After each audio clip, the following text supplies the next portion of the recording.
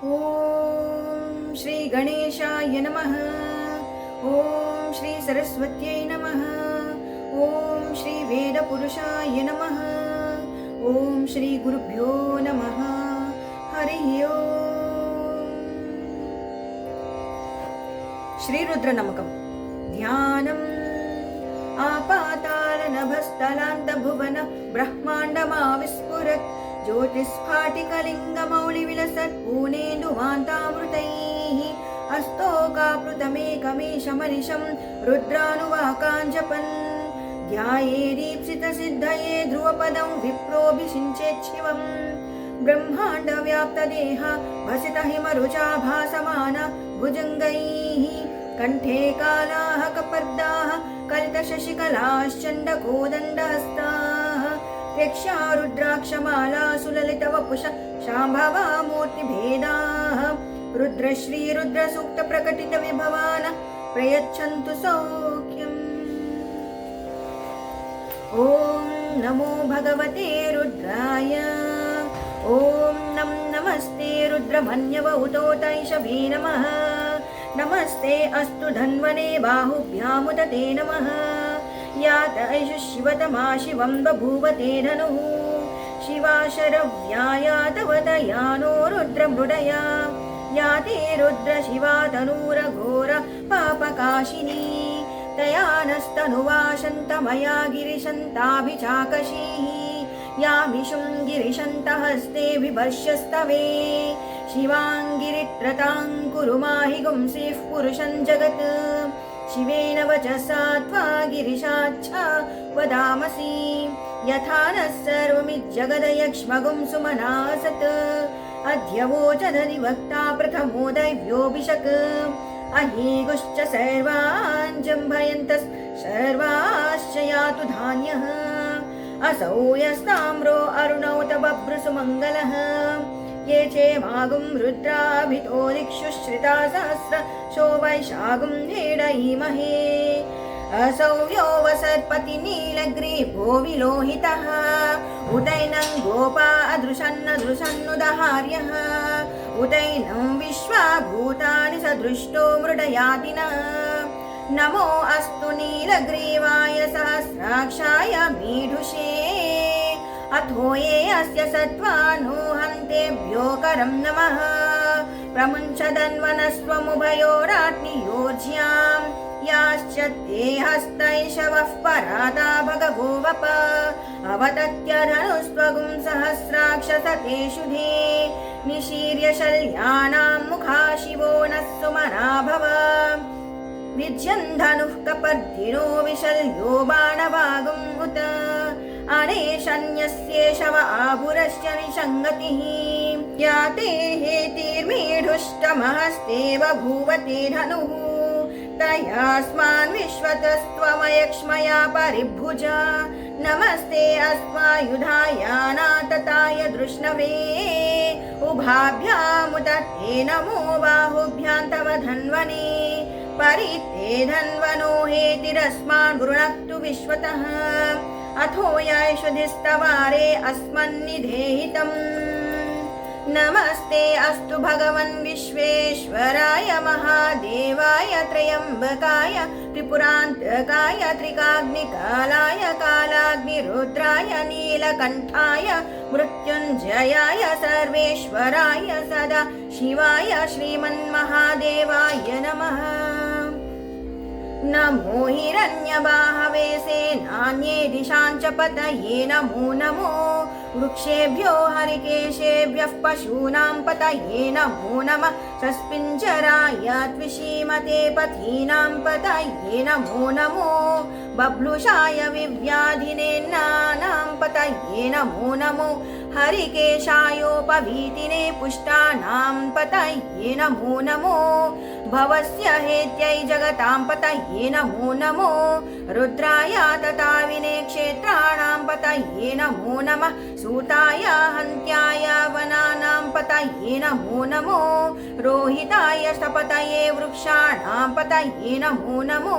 मन्त्रिणे वाणिजाय कक्षाणां पतये नमो नमो भुवन्तये वारिवस्कृताय औषधीनां पतये नमो नमः उच्चैर्घोषाय क्रन्दयते पत्नीनां पतये नमो नमः कृत्स्नवीताय धावते सत्त्वनां पतये नमः नमः सहमानाय निर्व्याधिनाव्याधिनीनां पतये नमो नमः ककुभाय निषङ्गिणे सेनानां पतये नमो नमो निषङ्गिणैषु धिमते तस्कराणां पतये नमो नमो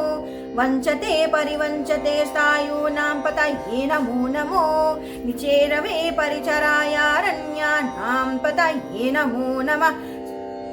सृकाविभ्यो जिगाघुंसद्भ्यो मुष्णतां पतये नमो नमो सिमद्भ्यो नक्तञ्चरद्भ्यः प्रकृन्तानां पतये नमो नमः उष्णीषिणे गिरिचराय कुलुञ्चानां पतये नमो नमः इषुमद्भ्यो धन्वाविभ्यश्च वो नमो नमः आतन्वानेभ्यः प्रतिदधानेभ्यश्च वो नमो नमः आयच्छद्भ्यो विसृज्यद्भ्यश्च वो नमो नमः सद्भ्यो विद्यद्भ्यश्च वो नमो नमः आसीनेभ्यश्च यानेभ्यश्च वो नमो नमः स्वपद्भ्यो जाग्रद्भ्यश्च वो नमो नमः शिष्टद्भ्यो धावद्भ्यश्च वो नमो नमः सभाभ्यः सभापतिभ्यश्च वो नमो नमो अश्वेभ्योऽश्वपतिभ्यश्च वो नमः नम आव्याधिनीभ्यो विविध्यन्तिभ्यश्च वो नमो नमः उगनाभ्यस्त्रगुं हतिभ्यश्च वो नमो नमो वृत्सेभ्यो वृत्सपतिभ्यश्च वो नमो नमो व्रातेभ्यो व्रातपतिभ्यश्च वो नमो नमो गणेभ्यो गणपतिभ्यश्च वो नमो नमो विरूपेभ्यो विश्वरूपेभ्यश्च वो नमो नमो महद्भ्यक्षुल्लकेभ्यश्च वो नमो नमो रथिभ्यो रथेभ्यश्च वो नमो नमो रथेभ्यः रथपतिभ्यश्च वो नमो नमः सेनाभ्यः सेनानिभ्यश्च वो नमो नमः शत्रुभ्यः सङ्ग्रहीतृभ्यश्च वो नमो नमः तक्षभ्यो रथकारेभ्यश्च वो नमो नमः कुलालेभ्यः कर्मारेभ्यश्च वो नमो नमः कुञ्जिष्टेभ्यो निषादेभ्यश्च वो नमो नमः इषुकृद्भ्यो धन्वकृद्भ्यश्च वो नमो नमो मृगयुभ्यश्वनिभ्यश्च वो नमो नमः स्वभ्यश्वपतिभ्यश्च वो नमः नमो भवाय च रुद्राय च नमः शर्वाय च पशुपतये च नमो नीलग्रीवाय च शितिकण्ठाय च नमः कपर्दिने च व्युक्तकेशाय च नमः सहस्राक्षाय च शतधन्वने च नमो गिरिशाय च शिपिविष्ठाय च नमो मीढुष्टमाय चेषुमते च नमो ह्रस्वाय च वामनाय च नमो बृहते च वर्षीयसे च नमो वृद्धाय च संवृध्वने च नमो अग्र्याय च प्रथमाय च नमः आशवे चाजिराय च नमः शीघ्रियाय च शीभ्याय च नमः कूर्म्याय च वस्वन्याय च नमः स्रोतस्याय च द्वीप्याय च नमो ज्येष्ठाय च कनिष्ठाय च नमः पूर्वजाय च परजाय च नमो मध्यमाय च पगल्भाय च नमो जघन्याय च बुद्ध्याय च नमः सोभ्याय च प्रतिसर्याय च नमो याम्याय च क्षीम्याय च नमः उर्वर्याय च खल्याय च नमः श्लोक्याय च अवसान्याय च नमो वन्याय च कक्ष्याय च नमः श्रवाय च प्रतिश्रवाय च नमः आशुषेणाय चाशुरथाय च नमः शूराय च वबिन्धते च नमो वर्मिणे च वरूथिने च नमो बिल्मिने च कवचिने च नमः श्रुताय च श्रुतसेनाय च नमो दुन्दुभ्याय च हनन्याय च नमो धृष्णवे च प्रमृषाय च नमो दूताय च प्रहिताय च नमो निषङ्गिणे चेषुधिमते च नमस्तीक्ष्णे शवे चायुधिने च नमः स्वायुधाय च सुधन्वने च नमः श्रुत्याय च पथ्याय च नमः कात्याय च नीप्याय च नमः सूद्याय च सरस्याय च नमो नाद्याय च वैशन्ताय च नमः कूप्याय च वत्याय च नमो वर्ष्याय च वर्ष्याय च नमो मेघ्याय च विद्युत्याय च नमः ईद्रियाय च तप्याय च नमो वात्याय च रेश्म्याय च नमो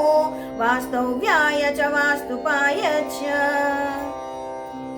हर हर हर नमः सोमाय च रुद्राय च नमस्ताम्राय च अरुणाय च नमः सङ्घाय च पशुपतये च नमः उग्राय च भीमाय च नमो अग्रे वधाय च दूरे वधाय च नमो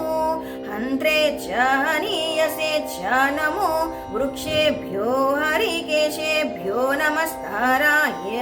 नमः शम्भवे च मयोभवे च नमः शङ्कराय च मयस्कराय च नमः शिवाय च शिवतराय च नमः स्तीर्थ्याय च कूल्याय च नमः पार्याय च वार्याय च नमः प्रतरणाय चोत्तरणाय च नमः तार्याय च लाद्याय च नमः षष्ट्याय च फेन्याय च नमः सिकत्याय च प्रवाह्याय च नमः इरिन्याय च प्रपथ्याय च नमः हिगुंशिलाय च क्षयणाय च नमः कपर्दिने च पुलस्तये च नमो गोष्ठ्याय च गृह्याय च नमः स्तल्प्याय च गेह्याय च नमः कात्याय च गह्वरेष्ठाय च नमो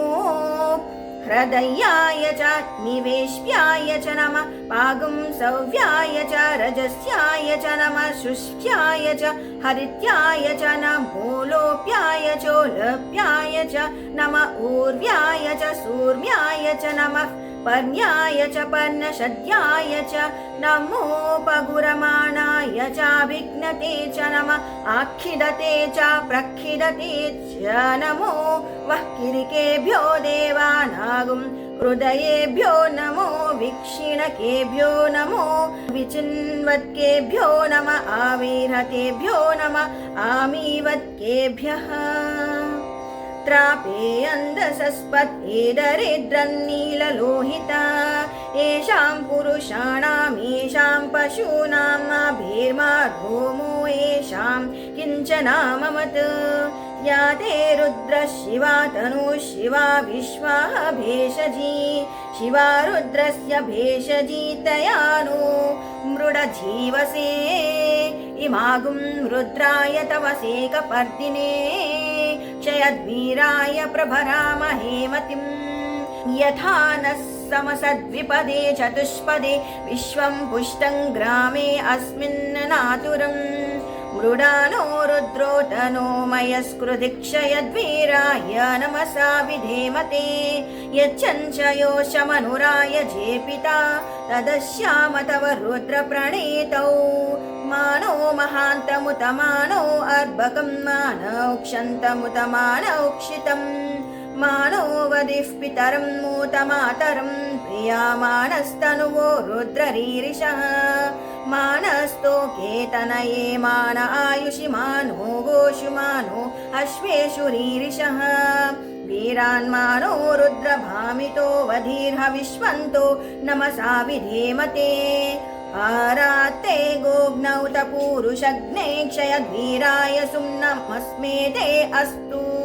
रक्षा च नो अधि च देव ब्रूह्यथा च नः शर्म यच्छद्विबर्हाः स्तुहि श्रुतं गत्त सदैयुवानं मृगन्न भीममुपहत्नुमुग्रम् मृडाचरित्रे रुद्रस्तवानो अन्यन्ते अस्मन्निवपन्तु सेनाः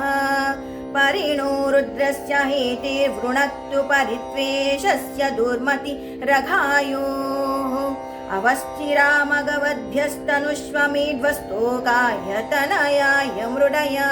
मीढुष्टमशिवतम शिवो नः सुमना भव परमे वृक्ष आयुधन् निधाय कृत्युं वसान आचर पिनाकं बिभ्रदागहि विकिरीटविलोहित नमस्ते अस्तु भगवः यास्ते सहस्रगुं हेतयोऽन्यमस्मन्निवपन्तु ताः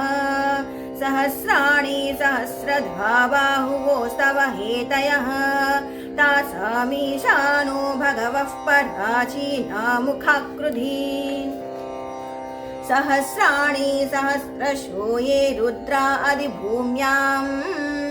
तेषागुं सहस्रयोजनेव धन्वानि तन्मसि अस्मिन् महत्यर्णवेऽन्तरिक्षे भवा अधि नीलग्रीवाशितिकण्ठा शर्वा अधः क्षमाचराः नीलग्रीवाशितिकण्ठादिवगुं रुद्रा उपश्रिताः ये वृक्षेषु सस्पिञ्जरा नीलग्रीवा विलोहिताः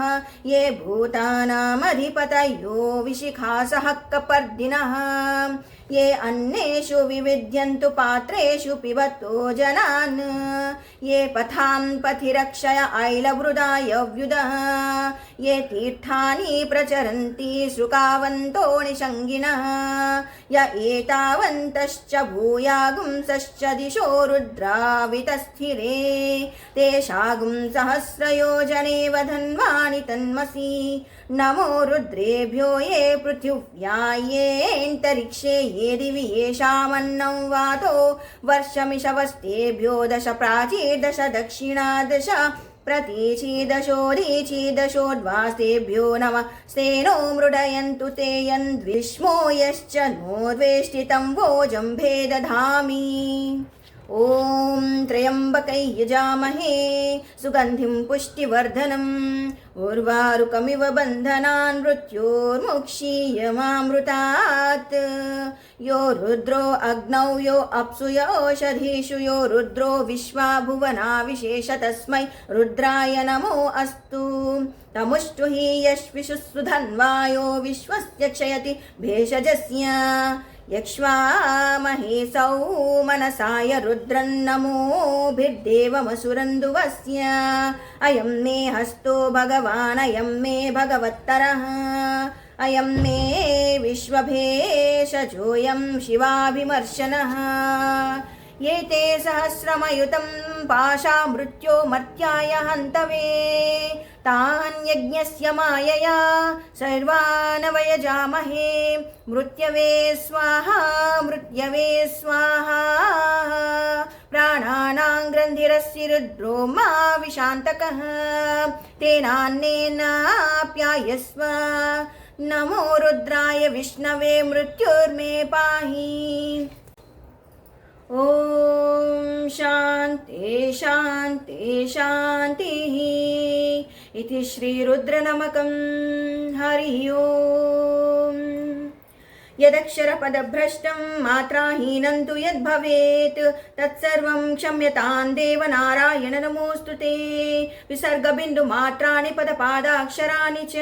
न्यूनातिरिक्तं यत्किञ्चिदाभिर्गीभिरुदीरयेत् आभिर्गीभिर्यदतो न ऊनमाप्याय हरिवो वर्धमानः यदा स्तोतृभ्यो महिगोत्रारुजासि भूयिष्ठभाजो अदते स्याम ब्रह्मप्रावादिष्मतन्नो माहासीत् ॐ शान्ति शान्ति शान्तिः हरिः ओम्।